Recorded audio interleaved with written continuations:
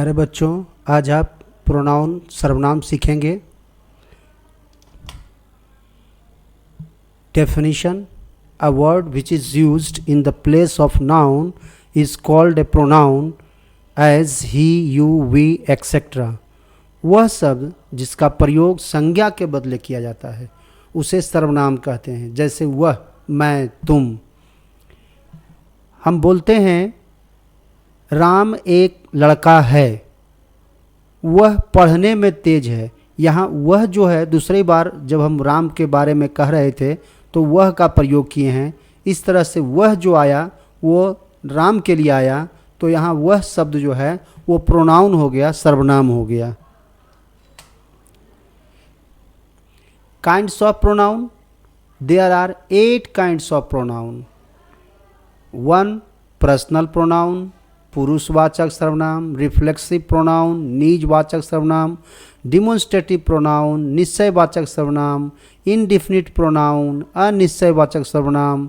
Interrogative pronoun, प्रश्नवाचक सर्वनाम। Relative pronoun, संबंधवाचक सर्वनाम। पॉसेसिव प्रोनाउन, अधिकारवाचक सर्वनाम। और डिस्ट्रीब्यूटिव प्रोनाउन, वितरणात्मक सर्वनाम। इस तरह से सर्वनाम के 8 भेद होते हैं। पर्सनल प्रोनाउन क्या है? पुरुषवाचक सर्वनाम क्या है? तो जिस सर्वनाम का प्रयोग तीनों पुरुषों के लिए किया जाता है उसे पुरुषवाचक सर्वनाम कहते हैं। पुरुष, तीनों पुरुष, प्रथम पुरुष, मध्यम पुरुष, उत्तम पुरुष, इस तरह का पुरुष जो है उसी के लिए। A pronoun which is used for the person is called personal pronoun as I, we, you etcetera. Number 2 है रिफ्लेक्सिव प्रोनाउन, निजवाचक सर्वनाम। When the action done by a pronoun reflects upon itself is called a reflexive pronoun as myself, yourself etcetera. जिस सर्वनाम से स्वयं या अपने का बोध हो उसे निजवाचक सर्वनाम कहते हैं। जैसे मैं स्वयं, तुम स्वयं। I done my work my self, तो माई सेल्फ, मैं स्वयं इस काम को किया, तो यहाँ मैं स्वयं जो है प्रोनाउन आया और वो प्रोनाउन रिफ्लेक्सिव प्रोनाउन कहलाता है। Demonstrative pronoun, निश्चयवाचक।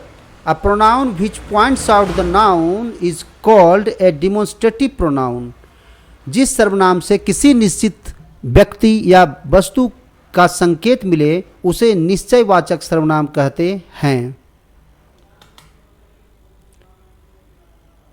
Indefinite pronoun: a pronoun which refers to a noun in general और indefinite way is called an indefinite pronoun as all, one, some etcetera. जिस सर्वनाम से किसी निश्चित व्यक्ति या वस्तु का संकेत नहीं मिले उसे अनिश्चित सर्वनाम कहते हैं। जैसे कुछ, कोई से कहने से अर्थ होता है कोई निश्चित वस्तु नहीं है, तो इस तरह से ये जो प्रोनाउन हुआ वो अनिश्चयवाचक सर्वनाम हुआ। Interrogative pronoun: a pronoun which is used to ask a question is called an interrogative pronoun.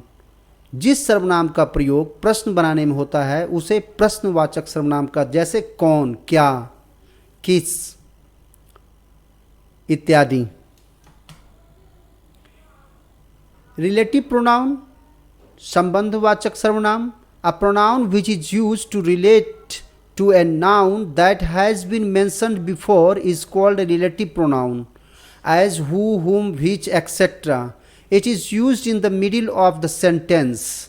Who जब सेंटेंस के पहले आएगा तो वो प्रोनाउन नहीं कहलाएगा, लेकिन बीच में जो आएगा वो प्रोनाउन रिलेटिव प्रोनाउन कहलाएगा। वह शब्द जो वाक्य में सर्वनाम और संयोजक दोनों का काम करता है, सर्वनाम भी है और वाक्य को जोड़ने वाला भी है, उसे हम संबंधवाचक सर्वनाम कहते हैं, जैसे जो और सो।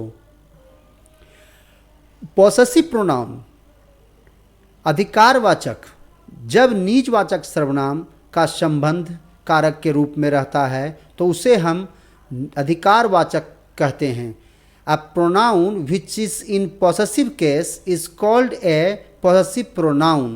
जब एक प्रोनाउन पॉसेसिव केस में होता है, संबंध कारक के रूप में होता है, तो वह उस प्रोनाउन को हम पॉसेसिव प्रोनाउन कहते हैं, जैसे मेरा, तुम्हारा, उसका इत्यादि। Distributive pronoun,